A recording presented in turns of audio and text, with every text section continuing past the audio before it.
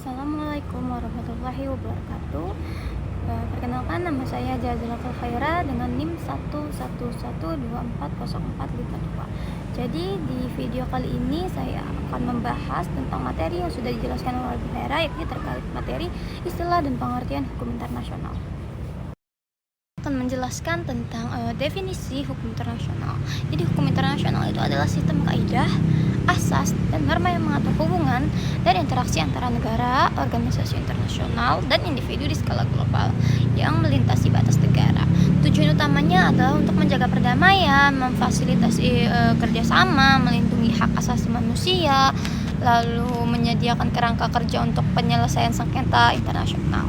Lalu di hukum internasional ini terdapat 3 istilah. Yang pertama adalah hukum internasional publik. Hukum internasional publik ini tuh mengatur hubungan antara negara, organisasi internasional, dan individu dalam konteks isu-isu internasional seperti perang, hak asasi manusia, hukum laut, dan hukum lingkungan. Yang kedua itu adalah hukum internasional privat.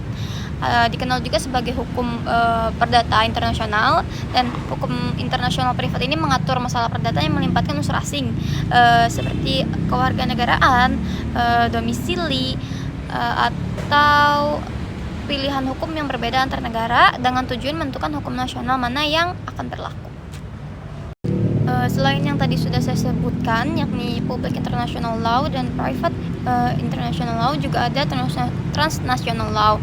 Istilah ini cukup populer digunakan oleh para pakar yang sebenarnya itu enggak setuju pada pembagian hukum internasional publik dan perdata atau privat, sehingga para pakar ini menggunakan istilah transnasional karena memberi batasan yang tegas gitu, dimana yang punya hukum karakteristik publik dan perdata itu sulit karena perkembangannya pasti ada aja unsur publik dan perdatanya gitu. Misalkan nih saya mau menyewa rumah untuk individu, tapi itu keperluannya menyewa rumahnya tuh secara individu, tapi keperluannya untuk bersifat publik ya gitu loh. Jadi sewa menyewa transaksinya ini tuh secara privat, namun keperluannya ini kan untuk publik seperti itu. Lalu selanjutnya di sini juga ada penjelasan terkait sifat dan perwujudan hukum internasional. Jadi sifat hukum internasional itu koordinatif ya, bukan subordinatif. Koordinatif itu apa sih? Koordinatif itu mengatur hubungan antar subjek hukum yang sederajat. Dan koordinatif ini kurang memiliki lembaga penegak seperti badan legislatif atau pengadilan yang mengikat secara otomatis, sehingga sangat bergantung pada kesadaran dan itikat baik negara. Lalu perwujudan hukum internasional ini meliputi hukum internasional umum atau universal, atau hukum internasional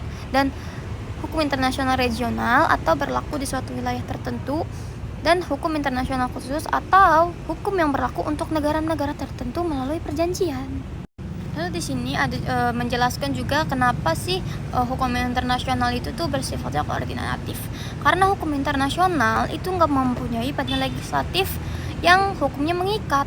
Meskipun ada ya majelis umum dalam rangka PBB, namun resolusi PBB itu tidak otomatis mengikat negara anggotanya. Terus hukum internasional itu juga nggak mempunyai sistem pengadilan yang keputusan itu mengikat pihak-pihak yang bersengketa.